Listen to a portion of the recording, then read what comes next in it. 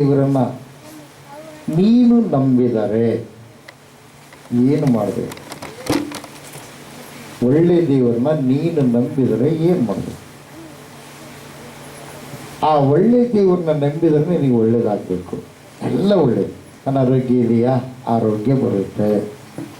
ಸಾಲ ಇದೆಯಾ, ನಿನಗೆ ಶ್ರೀಮಂತಿಕೆ ಬರುತ್ತೆ. ಪಾಪಿಯಾಗಿದೆಯಾ, ನೀನು ನೀತಿವಂತನಾಗ್ತೀವಿ. ನಿನ್ನ ಜೀವಿತದಲ್ಲಿ ಅಪಜಯ ಇದೆಯಾ, ನಿನಗೆ ಜಯ ಬರುತ್ತೆ. ನಿನಗೆ ರೋಗದ ಭಯ ಇದೆಯಾ, ಧೈರ್ಯ ಬರುತ್ತೆ, ಜಯ ಬರುತ್ತೆ. ಈ ಲೋಕದಲ್ಲಿ ಶರೀರ ರೂಪದಲ್ಲಿ ನಿನ್ನ ಜೀವನ ಇರೋವರೆಗೂ ಸುಖದಲ್ಲಿಯೂ ಸೌಖ್ಯದಲ್ಲಿಯೂ ಪರಿಪೂರ್ಣವಾಗಿರುವಂಥ ಆನಂದದಲ್ಲಿ ನಿನ್ನ ಜೀವ ಇರಿಸುವುದಕ್ಕಾಗಿ ಆತ ಬಂದಿದ್ದಾನೆ. ಯಾರು ಆತ?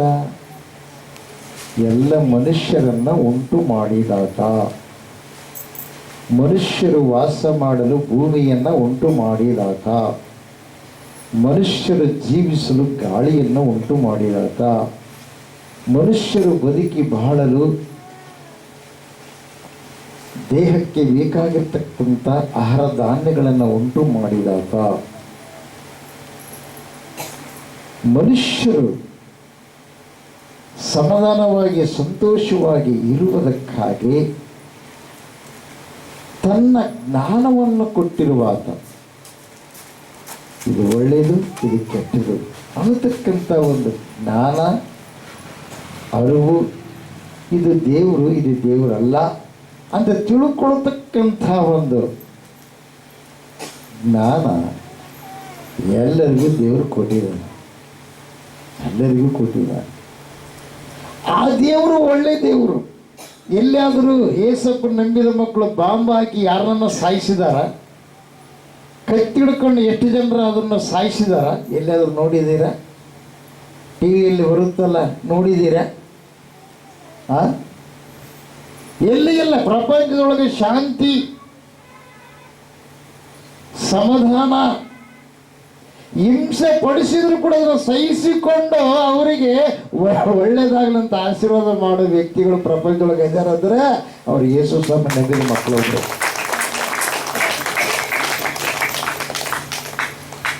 ಹಲ್ಲೆಲೂಯಾ. ಯೇಸು ರಾಜರು ಭೂಲೋಕದಲ್ಲಿ ಅರಸನಾಗಿ, ರಾಜನಾಗಿ, ನೀತಿವಂತನಾಗಿ, ಪರಿಶುದ್ಧನಾಗಿ ಬಂದಿರುವ ಆ ಮಹಾದೇವರು, ಅವರ ರಾಜ್ಯ ನೀತಿ ರಾಜ್ಯ, ಅವರ ರಾಜ್ಯ ಪರಿಶುದ್ಧವಾದ ರಾಜ್ಯ, ಅವರ ರಾಜ್ಯ ಪ್ರೀತಿಯ ರಾಜ್ಯ. ಅವರನ್ನು ಪರಿಪೂರ್ಣವಾಗಿ ನೀವು ಅಂಟಿಕೊಂಡ್ರೆ ನಿಮ್ಮನ್ನ ಉಂಟು ಮಾಡಿದ ಆತನಾಗಿರುವಾಗ ಆತನಿಗಿರುವ ಐಶ್ವರ್ಯದಲ್ಲೆಲ್ಲ ನೀವು ಪಾಲುಗಾರರಾಗ್ತೀರಿ. ಆತನಿಗಿರುವಂತ ಅಧಿಕಾರ ಏನಿದೆ, ನಿನ್ನ ಆತನ ಮಕ್ಕಳಾಗಿರುವ ನಮಗೆ ಆ ಅಧಿಕಾರವನ್ನು ಕೊಡ್ತಾನ. ಪ್ರಿಯರೇ, ಯಾವ ರೋಗ ನಮ್ಮ ಮೇಲೆ ದಾಳಿ ಮಾಡೋದಕ್ಕೆ ಅದಕ್ಕೆ ಅಧಿಕಾರ ಇಲ್ಲ. ಕಾರಣ ಒಂದೇ, ನಾವು ಅಂಟಿಕೊಂಡಿರ್ಬೇಕು.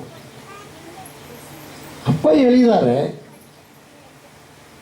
ನಮ್ಮೊಳಗಿರುವಂಥದ್ದನ್ನು ತೆಗೆದು ನಾವು ಹೊರಗೆ ಹಾಕ್ಬಿಟ್ಟು ಬಹಳ ಸುಲಭವಾಗಿರುವಂಥದ್ದು. ಪ್ರಿಯರು, ಏನೋ 1 ಲಕ್ಷ ರೂಪಾಯಿ 2 ಲಕ್ಷ ರೂಪಾಯಿ ಕೊಟ್ಟು ಆಚಾರ್ಯ ಕರ್ಕೊಂಬಂದು ಯಜ್ಞ ಹೋಮ ಮಾಡಿಸಂತ ಹೇಳಿಲ್ಲ.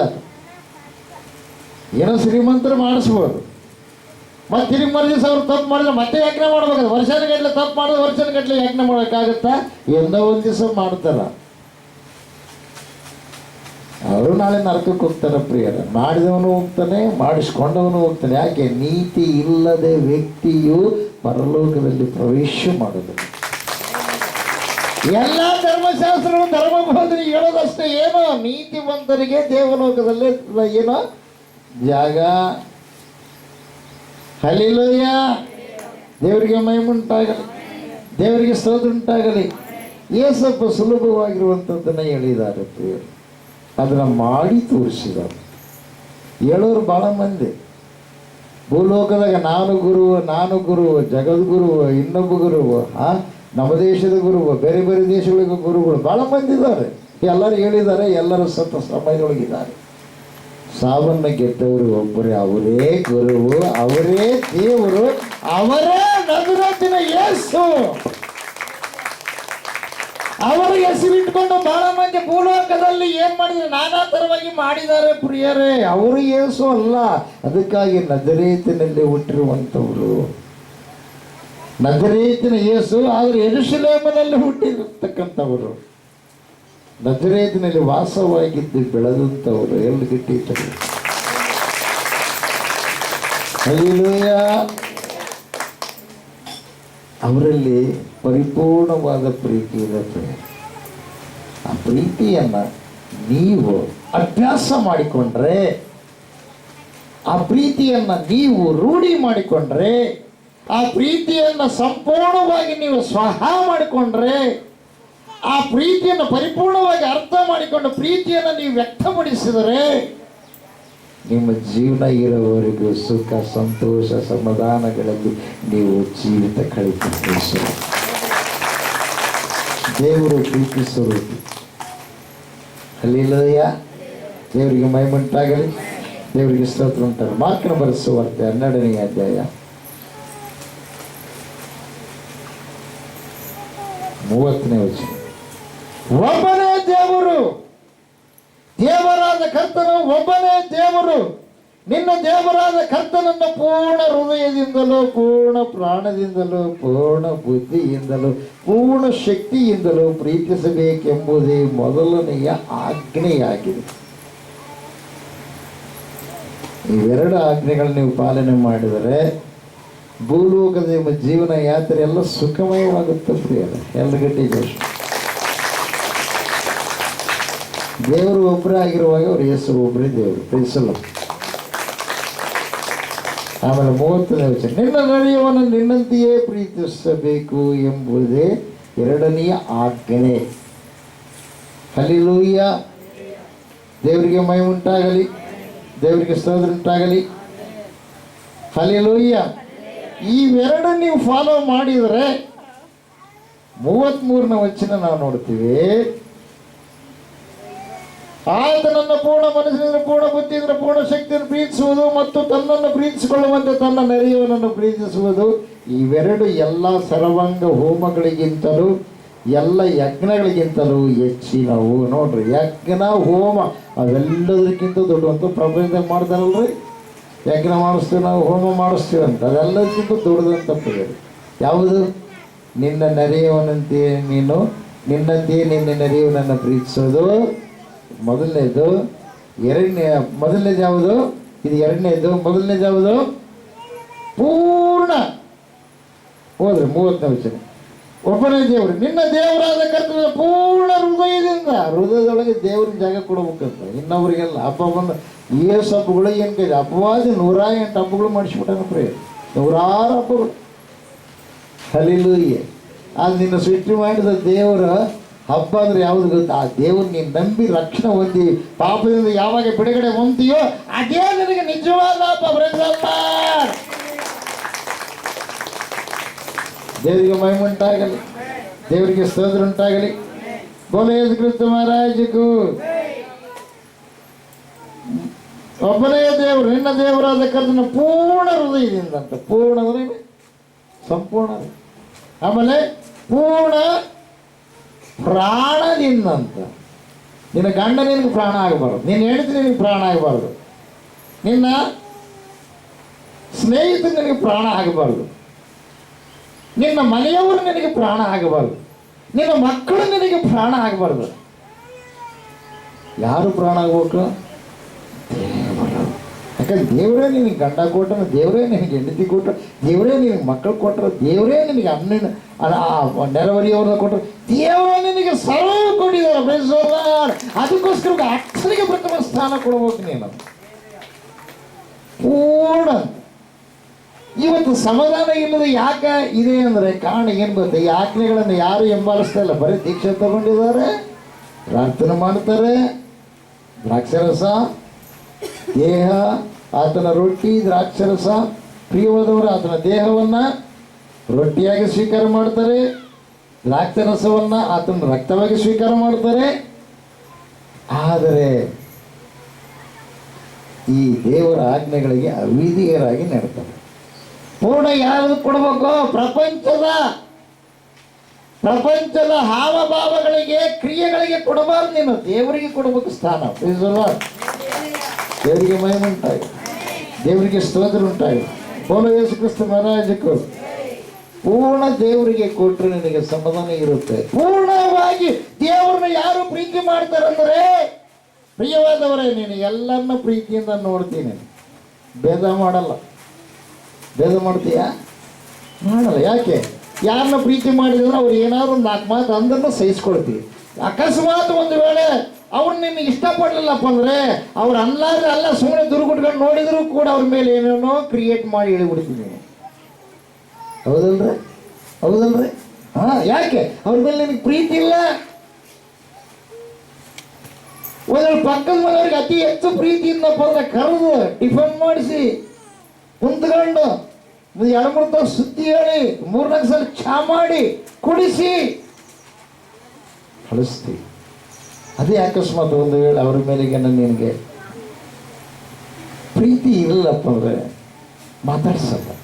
ಪ್ರೀತಿ ಇರಲಾರ್ದ ಒಂದೇ ಒಂದು ಹೇಳ್ತೀನಿ ನಾನು, ನೀವು ದೇವರ ಮಕ್ಕಳಾಗಿದ್ದರೆ ಇನ್ನೊಬ್ಬರನ್ನ ಪ್ರೀತಿಯಿಂದ ನೋಡಬೇಕು, ಇನ್ನೊಬ್ಬರನ್ನ ಮಾತಾಡಿಸಿದ್ರೆ ನೀವು ಪ್ರೀತಿ ಐತೆ ಅಂತ ಅರ್ಥ. ದೇವರ ಆಜ್ಞೆಗಳ ಕಡೆಗೆ ಹಿಡ್ಕೊಂಡು ನಡೀತೀರಿ ಅಂತ. ನಿಮ್ಮಲ್ಲಿ ಏನಾದರೂ ಬಂದದಪ್ಪ ಅಂದರೆ, ನನಗೇನಾದರೂ ನೋವು ಬಾಧ ಆದಪ್ಪ, ನಾನು ಪರೀಕ್ಷೆ ಮಾಡಿಕೊಳ್ಳೋದು. ನಾನು ನಿಮಗೂ ಅದೇ ಹೇಳ್ತೀನಿ, ನಿಮ್ಮನ್ನು ನೀವು ಪರೀಕ್ಷೆ ಮಾಡಿಕೊಳ್ಳಿ. ಆಮೇಲೆ ಹೇಳ್ತಪ್ಪ, ಹೌದು ಇವತ್ತು ನಾನು ಏನು ಮಾಡಿದ್ದೀನಿ, ಏನು ಧೂಳ ಬಂದು ನನ್ನ ಗಂಟಿಗೆ ಬಿಟ್ಟಿದೆ, ಇವತ್ತು ಧೂಳ ಜಾಡಿಸ್, ನಾನು ಕ್ಷಮಿಸು, ನಾನು ಅವ್ರನ್ನ ಕ್ಷಮಿಸ್ತೀನಿ. ಅವಾಗ ನನಗೇನಾಗುತ್ತೆ ಗೊತ್ತಾ? ಸಂಪೂರ್ಣ ಆರೋಗ್ಯ ಸಮಾಧಾನ ಬರುತ್ತೆ. ನಾನು ಬೆಂಗಳೂರಿಗೆ ಹೋಗಿದ್ದೆ ಪ್ರಿಯರೇ, ದೇವ್ರು ನನ್ನ ಸಂಗಡ ಮಾತಾಡಿದೆ. ಬೆಂಗಳೂರೇ ನನ್ನ ಸಂಗಡ ಮಾತಾಡಿದೆ. ಹಲ್ಲೆಲೂಯಾ. ಒಂದೊಂದ್ಸಲ ನಾನು ದಾರಿ ಹಿಡ್ಕೊಂಡು ವಾಕಿಂಗ್ ಹೋಗ್ತಿರ್ತಾನೆ ರಾತ್ರಿ, ನನ್ನ ಸಂಗಡ ಒಬ್ರು ಮಾತಾಡ್ತಾರೆ, ಹೇಳ್ತಾರೆ, ಆಗ ಅವ್ರು ಕಾಣಲ್ಲ. ಕೆಲವೊಂದು ಸತಿ ಮುಂದಾಗೋದು ಕೂಡ ನನಗೆ ತಿಳಿಸ್ತಾರ ಪ್ರಿಯರೇ, ದೇವರಿಗೆ ಮೈಮುಂಟಾಗಿದೆ. ಕೆಲವೊಂದು ವಿಷಯ ಹೇಳ್ತೀನಿ ನಾನು. ಯಾರಿಗೆ? ಬಸವನಗುಡಿಗೆ ಹೇಳ್ತಿರ್ತೀನಿ, ಆಮೇಲೆ ಇನ್ನು ಕೆಲವರಿಗೆ ಹೇಳ್ತೀನಿ ಪ್ರಿಯರೇ, ಹರಿ ರೇಸಿಪಿಗೆ ಹೇಳ್ತಿರ್ತೀನಿ, ಆಮೇಲೆ ಹರಿಲೋಯ್ಯ, ಆಮೇಲೆ ನಮ್ಮ ಹೆಣ್ಮಕ್ಳಿಗೆ ಹೇಳ್ತೀನಿ ಪ್ರಿಯರೇ, ಆಮೇಲೆ ನಮ್ಮ ಮಕ್ಕಳು ಕೂಡ ಹೇಳ್ತೀನಿ ಪ್ರಿಯರೇ. ಮತ್ತು ಅವ್ರಿಗೇನು ಜ್ಞಾಪಕಿರುತ್ತೆ ಇಲ್ಲ ನನಗೆ ಗೊತ್ತಿಲ್ಲ. ಹರಿಲೋಯ್ಯ. ಆದರೂ ತದನಂತರ ಸ್ವಲ್ಪ ದಿವಸಗಳಾದ್ಮೇಲೆ ಅವೆಲ್ಲ ನಡೀತಾ ಹೋಗ್ತೀವಿ. ಎಲ್ಲರದು ಇರೋದು ದೇವ್ರಿಗೆ ಮೈಮುಂಟಾಗಲಿ. ಒಂದು ಇನ್ನೊಂದು, ನಾವು ಸಂತೋಷವಾಗಿರಬೇಕು. ಸಂತೋಷ ಎಲ್ಲರೂ ಇಷ್ಟಪಡ್ತಾರಲ್ರಿ? ಇಷ್ಟಪಡ್ತಾರೇ ಇಲ್ಲ?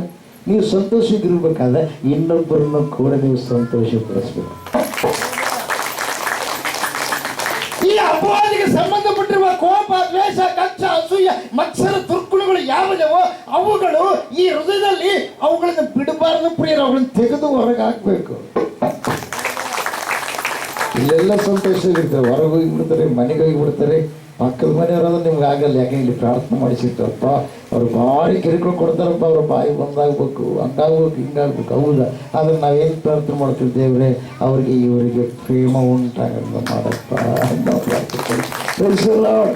ಅವ್ರು ಭಾಳ ಭಯಂಕರ ಹಿಂಸೆ ಕೊಡ್ತಿದ್ದಪ್ಪ ದೇವರೇ, ಅವ್ರು ಹಿಂಸೆ ಪಡಿಸಲಾರದಂಥ ಬಾಯಿಯನ್ನು, ಹಿಂಸೆ ಪಡಿಸಲಾರದಂಥ ಕಾರ್ಯಗಳನ್ನು ಮಾಡುವ ಹಾಗೆ ಅವ್ರ ಮನಸ್ಸನ್ನು ಬದಲಾಯಿಸಬಂದು ನಾವು ಪ್ರಾರ್ಥನೆ ಮಾಡ್ತೀವಿ. ಪ್ರೈಸಲ್ಲ. ದೇವರಿಗೆ ಮಹಿಮೆ ಉಂಟಾಗಲಿ, ದೇವರಿಗೆ ಸ್ತೋತ್ರ ಉಂಟಾಗಲಿ. ಬೋಲ ಯೇಸು ಕ್ರಿಸ್ತ ಮಹಾರಾಜ. ಪೂರ್ಣವಾಗಿ ನೀವು ಯಾರಿಗೆ ಕೊಡಬೇಕು? ದೇವಿ. ನಮ್ಮನ್ನು ನೀವು ಪರೀಕ್ಷೆ ಮಾಡ್ಕೊಳ್ಳಿ. ಇವತ್ತು ರೋಗ ಬಂತ, ಇದು ಬೀಡಿಸಕತ್ತೈತೆ, ಕಾಡ್ಸಕತ್ತೈತೆ, ಆದರೆ ಅದು ನಿನ್ನ ಮೇಲೆ ಜಯ ಇಲ್ಲ. ಅದಕ್ಕೆ ಹಾಗೆ ಗೊತ್ತ, ಯಾವ ದೀಕ್ಷೆ ಹೊಂದ್ಕೊಂಡು ಆವತ್ತೇ ನಿನಗೆ ದೇವರು ವರ ಕೊಟ್ಟ.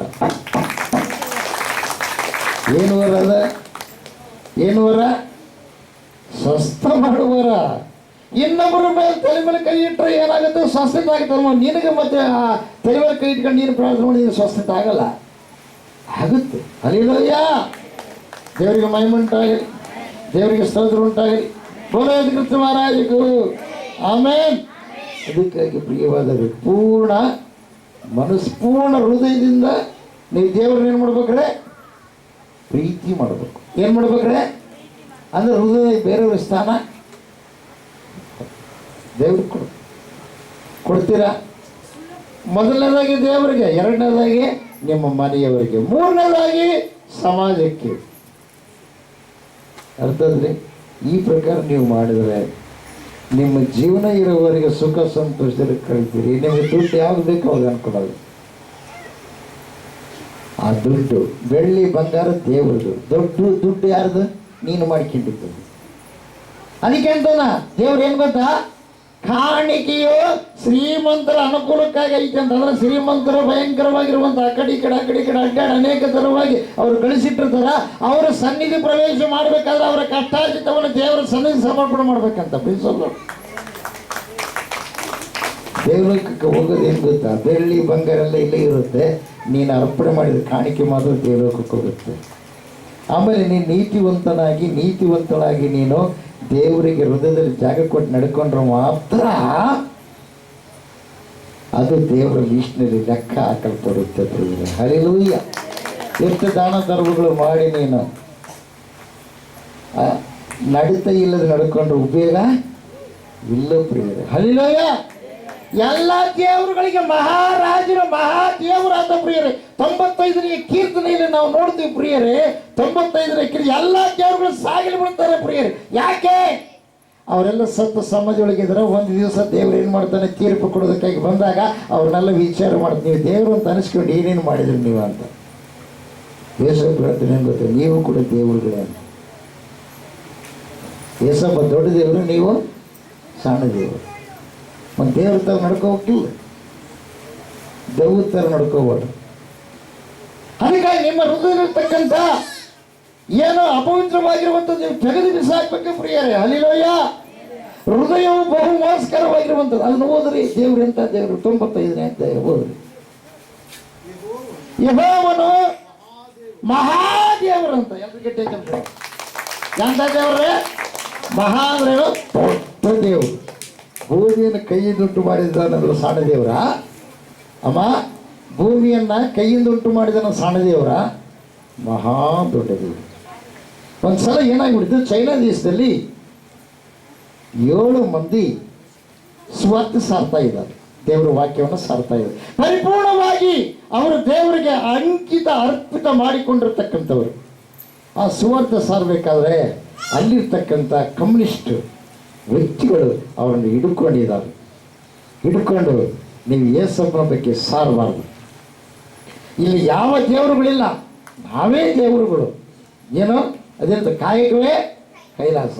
ನಾವೇ ದೇವರು. ನಮ್ಮ ಕಾಯಕ ನಾವೇನು ಕೆಲಸ ಮಾಡ್ತೀವಿ ಆ ಕೆಲಸವೇ ದೇವರು ಅಂಥೇಳಿ ಅವ್ರು ಏನಂದರು? ಆ ಪ್ರಕಾರ ಅಂದರು, ಯಾವ ದೇವರು ಇಲ್ಲ, ನಾವೇ ದೇವರು, ನಮ್ಮ ಕೆಲಸವೇ ನಮಗೆ ದೇವರು, ದುಡಿತವೇ ನಮ್ಮ ಜೀವನಕ್ಕೆ ಆಧಾರ ಅಂಥೇಳಿ ಅವ್ರಿಗೆ ಹೇಳಿದರು ಪ್ರಿಯರೇ. ಹೇಳಿದ ಮೇಲೆ ಆ ರಾಷ್ಟ್ರದಲ್ಲಿ ಆವಾಗ ಇವರಿಗೆ ನಿಮ್ಮನ್ನು ಸಾಯಿಸಿಬಿಡ್ತೀವಿ, ಯೇಸಪ್ಪನ ಬಿಡ್ತೀರ ಅಂತ ಕೇಳಿದರು. ಅವರು ಇಲ್ಲಿ ಮಾತು ಹೇಳಿದ್ರು ಗೊತ್ತಾ? ನಮ್ಮ ಪ್ರಾಣವನ್ನು ಕೂಡ ಅರ್ಪಣೆ ಮಾಡೋದಕ್ಕೆ ನಾವು ಸಿದ್ಧ. ನಮ್ಮ ಪ್ರಾಣವನ್ನು ಈ ದೇಶದ ಜನರು ಸ್ವರ್ಗದೊಳಗೆ ಸೇರುವುದಕ್ಕಾಗಿ, ಈ ದೇಶದ ಜನರು ರಕ್ಷಣೆ ಹೊಂದುವುದಕ್ಕಾಗಿ, ಈ ದೇಶದ ಜನರು ನರಕಕ್ಕೆ ಹೋಗಲಾರದ ಹಾಗೆ ಇವರು ದೇವಲೋಕ ಸೇರುವುದಕ್ಕಾಗಿ ನಮ್ಮ ಪ್ರಾಣಗಳನ್ನು ಕೊಡುವುದಕ್ಕೂ ನಾವು ಸಿದ್ಧ ಅಂದ್ರು. ಒಳ್ಳೆಯವರೇ ಕೆಟ್ಟವ್ರು, ಒಳ್ಳೆಯವರೇ ಕೆಟ್ಟವ್ರು. ಅವ್ರನ್ನ ಹಿಡ್ಕೊಂಡು ಲೈವಾಗಿ ಒಬ್ಬ ಸೈನಿಕ ಹೇಳ್ತಾನೆ, ಅಯ್ಯೋ ನಿನ್ನ ಸಾಯಿಸ್ತೀವಿ, ಈಗಲಾದ್ರೂ ನೀವು ಇದು ಮಾಡ್ತೀರಾ? ಸಾಯಿಸೋದಕ್ಕೆ ಸಾಯೋದಕ್ಕೆ ಏನಾಗಿದೆ? ನಾವು ಸಿದ್ಧವಾಗಿದ್ದೀವಿ. ಅವರು ಮೌನವಾಗಿ ಕೈ ಜೋಡಿಸಿ ಕೂತ್ಕೊಂಡಿದ್ದಾರೆ. ಲೈನ ಕೂಡಿಸಿದ್ದಾರೆ.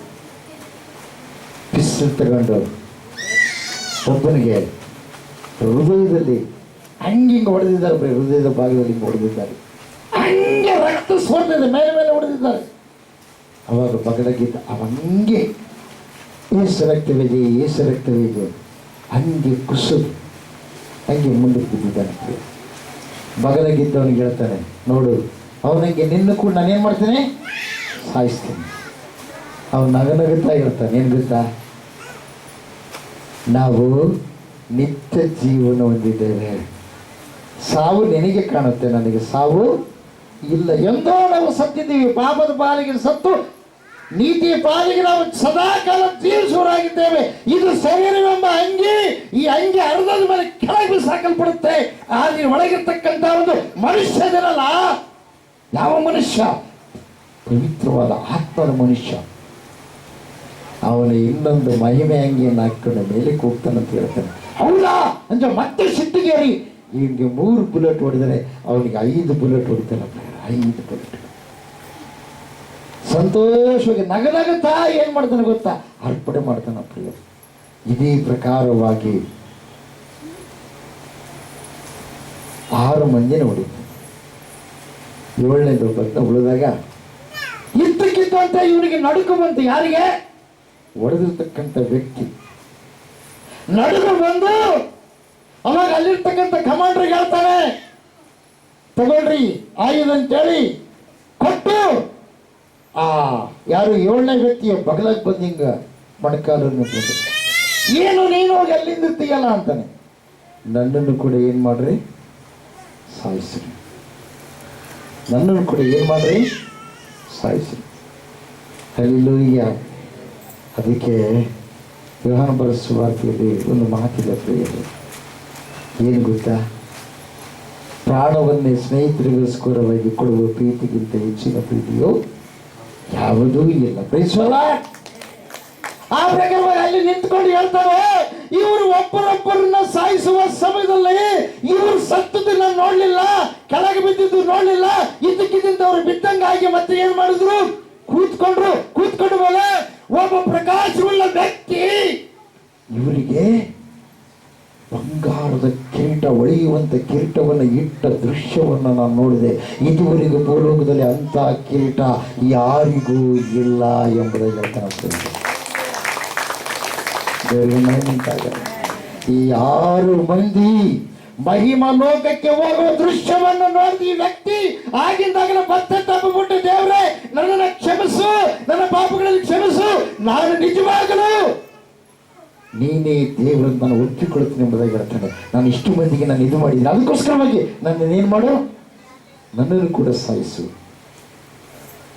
ಆತ ನಿಜವಾದ ದೇವರು. ಇವರು ಆತನು ಇವರಿಗೆ ಕೊಟ್ಟಿರ್ತಕ್ಕಂಥ ಪ್ರೀತಿ ಅಪಾರ ಎಂಬುದಾಗಿ ಹೇಳ್ತಾನೆ. ಪ್ರೇಸಲ್ಲ.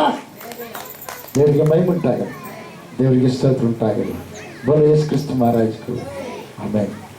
ಆಮೇಲೆ ಪ್ರಿಯವಾದವರೇ, ಆತ ಪಶ್ಚಾತ್ತಾಪಟ್ಟ ಮೇಲೆ ಆತ ಕಮಾಂಡರ್ ಇರ್ತಾನಲ್ಲ, ಆತ ಕೂಡ ಆತನ ಮಗನೇ ಆಗಿರ್ತಾನೆ. ಯಾರು? ಈ ವ್ಯಕ್ತಿ. ಆತನಲ್ಲಿ ಎಲ್ಲ ಇದೆ, ಉಳಿಸೋಕ್ಕೂ ಇದೆ ಮತ್ತು ನಾಶಪಡಿಸೋಕ್ಕೂ ಇದೆ. ಆಮೇಲೆ ಕಮಾಂಡರ್ ಕೂಡ ಏನಂತಾನೆ ಗೊತ್ತಾ, ಬದಲಾವಣೆ ಆಗ್ತಾನೆ. ಇವರು 3 ಕೂಡಿ ಚೈನಾ ದೇಶದಲ್ಲಿ ಬಲವಾದ ಸೇವೆಯನ್ನು ಮಾಡ್ತಾರೆ. ಪ್ರಿಯರೇ, ಹಲ್ಲೆಲೂಯಾ. ದೇವರಿಗೆ ಮಹಿಮೆ ಉಂಟಾಗಲಿ, ದೇವರಿಗೆ ಸ್ತೋತ್ರ ಉಂಟಾಗಲಿ. ಬೋಲೋ ಕ್ರಿಸ್ತ ಮಹಾರಾಜಗೂ.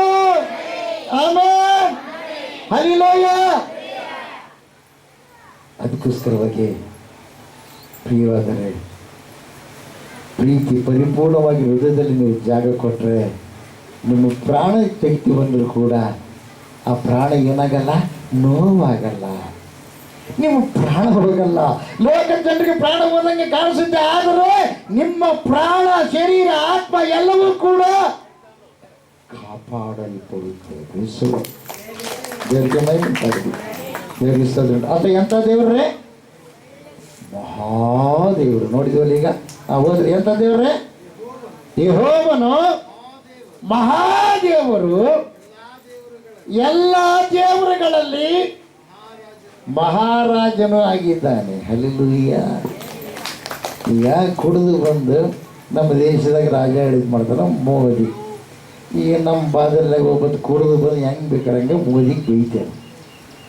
ಎಲ್ಲಿ ಬಾದಲ್ದಾಗ? ಹೌದಾ? ಬೈದ ಮೇಲೆ ಇದನ್ನ ಹಿಡ್ಕೊಂಡು ಹೋದ ನಾನು ಮೋದಿ. ಪೊಲೀಸರು ಬಂದು ಇದನ್ನ ಹಿಡ್ಕೊಂಡು ಒಳಗಾಗ್ತಾರ. ಅದೇ ಪ್ರಕಾರವಾಗಿ ಯೇಸಪ್ಪನು ಕೂಡ ಅನೇಕರು ಬೈಯೋರಿದ್ದಾರೆ.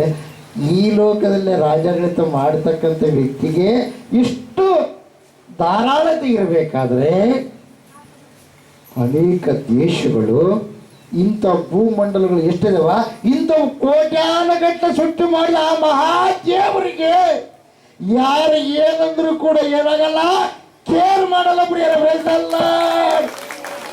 ದೇವರಿಗೆ ಮೈ ಉಂಟಾಗಲಿ. ಆತನು ಯಾರಿಗೆ ಕೇರ್ ಮಾಡ್ತಾನೆ ಗೊತ್ತಾ? ಆತನು ಯಾರು ನಂಬಿರ್ತಾರೋ ಅವ್ರನ್ನ ಕೇರ್ ಮಾಡಿ ಅವ್ರನ್ನ ಕೈ ಹಿಡಿದು ನಡೆಸ್ತಾನಂತ. ದೇವರಿಗೆ ಮೈ ಉಂಟಾಗಲಿ, ದೇವರಿಗೆ ಸ್ತೋತ್ರ ಉಂಟಾಗಲಿ. ದೇವರ ವಾಕ್ಯ ನಮ್ಮಕ್ಕಾಗಿ ಆಶೀರ್ವದಿಸಿ ಕಾಪಾಡಲಿ. ಆಮೇಲೆ ಅದಕ್ಕಾಗಿ ಹೃದಯದಲ್ಲಿ ದೇವರಿಗೆ ಜಾಗ ಕೊಡ್ರಿ. ಇನ್ನು 3 ಪಾಯಿಂಟ್ಗಳು 4 ಪಾಯಿಂಟ್ಗಳು ಇದ್ದಾವೆ. ನೆಕ್ಸ್ಟ್ ವಾರ ಸಂಕ್ಷಿಪ್ತವಾಗಿ ಹೇಳಲ್ಪಡುತ್ತೆ. ನಿಮ್ಮ ಹೃದಯದಲ್ಲಿ ದೇವರಿಗೆ ಜಾಗ ಕೊಟ್ಟು ಪ್ರತಿ ಏನು ನೋವು ಬರಲಿ, ಮೊಣಕಾಲ ಹಚ್ಚಿ ಪ್ರಾರ್ಥನೆ ಮಾಡಿರಿ, ಒಂದು ನಿಂತ್ಕೊಂಡು ಪ್ರಾರ್ಥನೆ ಮಾಡಿರಿ, ದೇವರಿಗೆ ಅರ್ಪಣೆ ಮಾಡಿರಿ. ಎಲ್ಲ ಕಾರ್ಯ ಪರಿಪೂರ್ಣ ನೆರವೇರಿಸಬೇಡಿ. ಯಾಕಂದ್ರೆ ಆತ ಸಣ್ಣ ದೇವರಲ್ಲ, ಎಂಥ ದೇವರದ ದೊಡ್ಡ ದೇವರು. ಹಲ್ಲೆಲೂಯಾ. ದೇವ್ರ ಮಹಿಮೆಯುಂಟಾಗಲಿ. ದೇವರ ವಾಕ್ಯ ನಮ್ಮ ಆಶೀರ್ವದಿಸಿ ಕಾಪಾಡಲಿ. ಆಮೇಲೆ ಹಲ್ಲೆಲೂಯಾ. ಎಲ್ಲರೂ ಗಟ್ಟಿ ಚಪ್ಪಡಿಗಳು.